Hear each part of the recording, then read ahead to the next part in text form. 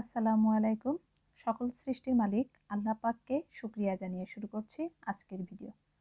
রুমিস video গ্যালারিতে আপনাদেরকে স্বাগতম। আকাশটা মেঘাচ্ছন্ন মনে হচ্ছে এখনই বৃষ্টি নামবে। দুপুরে তাই বিরিয়ানির আয়োজন। আজকে আমার বড় বোন বিরিয়ানি রান্না করে দিয়েছে, চিকেন বিরিয়ানি সাথে বোরহানি। রেসিপিটি শেয়ার করলাম আপনাদের সাথে। চলুন তাহলে ভিডিওটি দেখি। চুলায় তেলটি যখন গরম হয়ে গেল, ছেড়ে দেওয়া হলো পেঁয়াজ কুচি।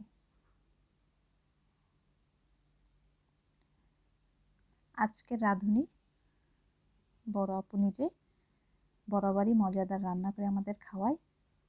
আমার দাদু সে তো অনেক পছন্দ করে বউয়ের রান্না। একে একে মশলাও ছেড়ে দেওয়া হবে। এখন দেওয়া হলো 3-4টি এলাচ এবং 2টি দারুচিনি।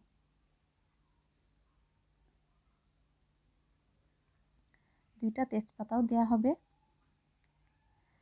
এলাচ, দারুচিনি এবং তেজপাতা যে কোনো সময় যে কোনোভাবে দেওয়া যায়।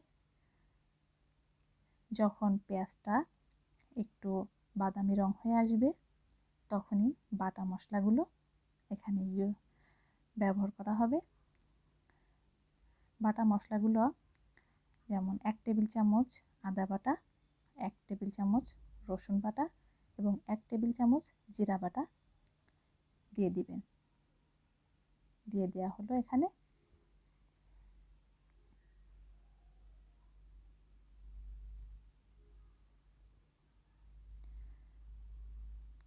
এবারে পরিমাণ মতো লবণ দিয়ে দেওয়া হলো। দিয়ে মশলাটা সুন্দরভাবে নেড়ে দেওয়া হচ্ছে, মিশিয়ে দেওয়া হচ্ছে লবণটা। শুকনো মরিচের গুঁড়া এখানে পরিমাণ মতো, আমাদের পছন্দ যেহেতু একটু ঝাল, সেজন্য একটু বেশি পরিমাণে দেওয়া হয়েছে। আপনারা একটু কম করে দিতে পারেন। এবারে দেওয়া হচ্ছে টক দই। দইটা মশলার সাথে সুন্দরভাবে মিশিয়ে দেওয়া হচ্ছে।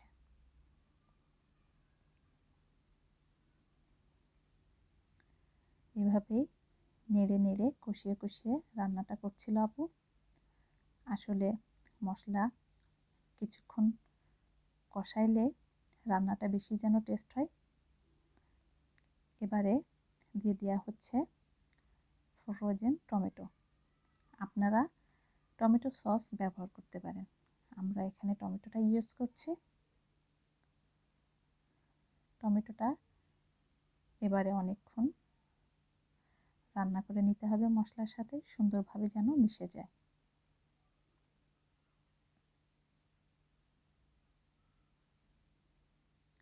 টমেটো সসের চাইতে টমেটোটা যেন বেশি টেস্টি করে খাবারটিকে, তাই আমরা টমেটোটাই ব্যবহার করার চেষ্টা করি। এবারে চিকেনগুলো দিয়ে দেওয়া হলো।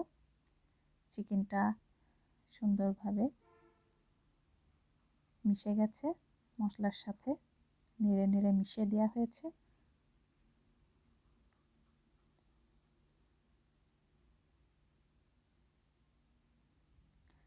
এভাবে কষিয়ে কষিয়ে চিকেনটাও রান্না করে নেবেন। চিকেনটা যখন পানি ছেড়ে দিবে, দেওয়ার পর মশলার সাথে সুন্দরভাবে যখন গ্রেভি একটা ভাব চলে আসবে,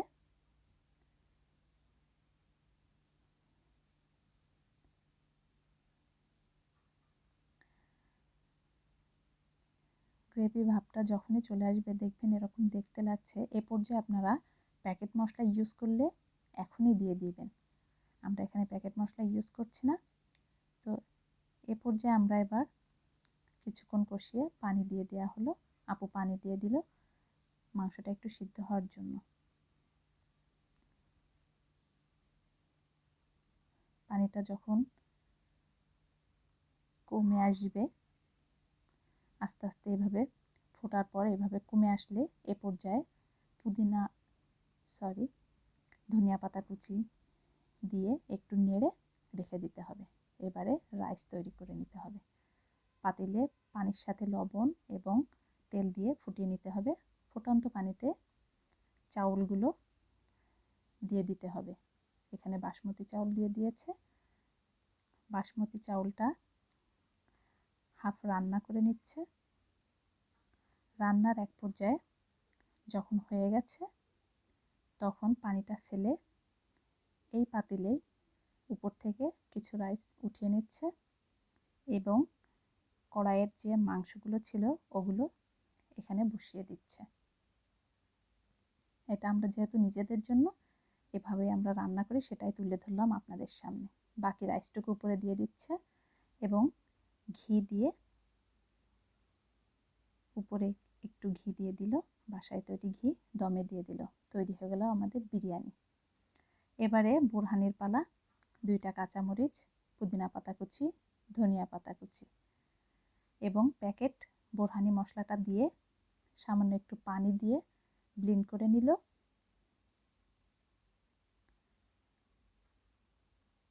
পুদিনা পাতা, ধনিয়া পাতা এবং কাঁচামরিচ একেবারে যখন মিশে গেল তখন 2 টেবিল চামচ মতো টমেটো সস এবং দই দিয়ে আবারও ব্লেন্ড করে তৈরি হয়ে গেল আমাদের মজাদার বোরহানি। দুপুরে খাওয়ার পর ঘুম থেকে উঠেই বৃষ্টি উপভোগ করলাম। চলুন তাহলে বৃষ্টি দেখি।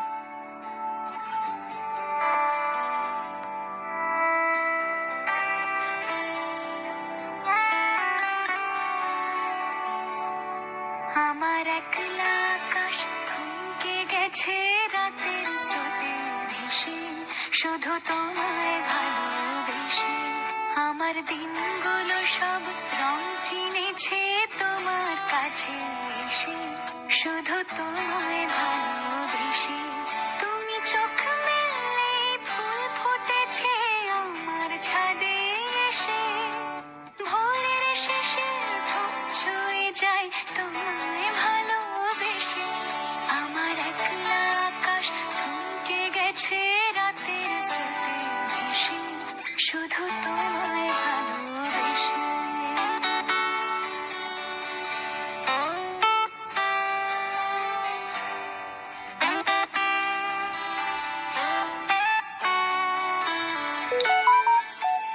আমার ক্লান্ত মন ঘরে খুঁজেছে যখন, আমি চাইতাম পেতে চাইতাম শুধু তোমায়।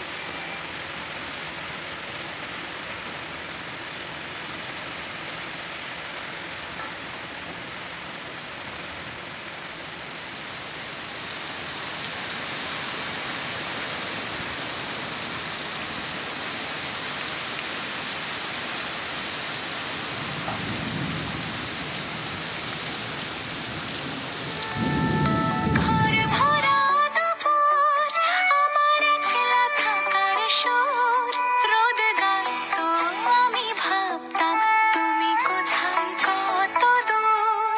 আমার বেসুর গিটার সুর বিঁধেছে তোমার কাছে এসে, শুধু তোমায় ভালোবেসে। আমার একলা আকাশ চাঁদ চিনেছে তোমার হাসি হেসে, শুধু তোমায় ভালোবেসে।